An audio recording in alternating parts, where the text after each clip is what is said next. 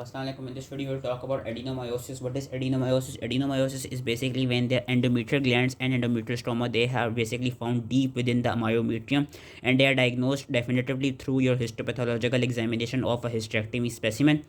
And इसके ये कि इसमें भी हमारे पास जो वो सिम्टम्स मिलते हैं कि एंडोमेट्रियल टिश्यूज़ हैं मायोमेट्रियम के लेवल पे, तो वही they respond to your through your they respond to your cyclical hormonal changes which results in bleeding within the myometrium, and ये कि it causes severe secondary dysmenorrhea which is pain throughout the whole menses, and uterine enlargement भी होती है and heavy menstrual bleeding भी मिलती है. ज़्यादातर ये मल्टीपेरस फीमेल में होता है and it is diagnosed in late 30s या early 40s की एज में.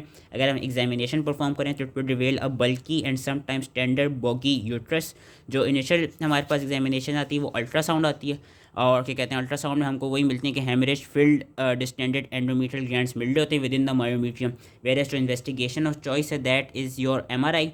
अगर हम ट्रीटमेंट की बात करें तो ट्रीटमेंट में हमने बेसिकली वही सिम्टोमेटिक ट्रीटमेंट देनी है जो कि एमेनोरिया कॉज करा सके, जो कि ये मेंसेस को रोक सके. तो इसमें हमारे पास आ जाती है progesterone containing long acting reversible contraceptives like your levonorgestrel intrauterine system, जिसमें माइरिना आ जाती है एंड और डिपोट मेड्रोक्सीप्रोजेस्टेरॉन एसीटेट, एंड हमारे पास कुछ short term gonadotrophin releasing hormone agonist भी आ जाते हैं. लेकिन ये याद रखना है कि जैसे ही आप ये ट्रीटमेंट रोकेंगे वैसी जो सिम्टम्स हैं वो फ़ौरन रियकर होने लग जाएंगे. So it provides basically symptomatic treatment. जो डेफिनेटिव ट्रीटमेंट है दैट इज़ हिस्टेरेक्टमी.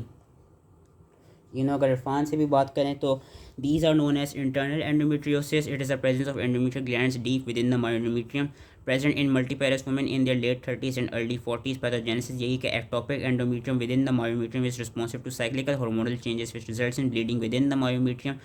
इसका हाँ पैटर्न्स डिफरेंट पैटर्न्स हो सकते हैं कि या तो डिफ्यूज़ इन्वॉल्वमेंट होती है जो कि मोस्ट कॉमनली देखी जाती है कि पूरे मयोमेट्रियम को इन्वॉल्व करी हो, या फोकल इन्वॉल्वमेंट भी हो सकती है which will present as a mass which is known as एडिनोमायोमा.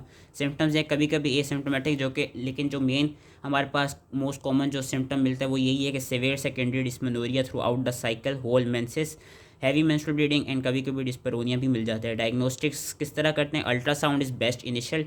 MRI is the investigation of choice कि जिसमें हमारे पास इन लार्ज ग्लोबुलर यूट्रस मिलेगा without any well defined mass, क्योंकि वही it is diffusely involve, and ill defined endometrial myometrial interface नजर आएगा.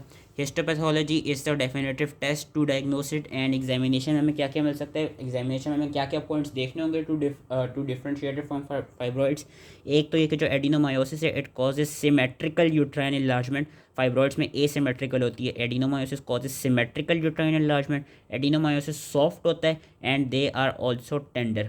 And जो ट्रीटमेंट के गोल्स हैं it is basically to induce amenorrhea to avoid any endometrial bleeding. वही कि हम गोनेडोट्रोफिन रिलीजिंग हार्मोन एनालॉग्स दे सकते हैं जिसमें गोसरेलिन एंड ल्यूप्लोराइड लिखा हुआ है, and long acting reversible contraceptives में Depo-Provera which is your medroxyprogesterone acetate, and levonorgestrel intrauterine system which is Mirena. And जैसे ही हम ट्रीटमेंट को छोड़ देंगे वैसे ही रिकरेंस ऑफ सिम्टम्स फ़ौरन हो जाएगी. सो डेफिनेटिव ट्रीटमेंट इज़ हिस्टेरेक्टमी. तो आई होप ईज़ी समझ में आ गया हो, एंड थैंक यू.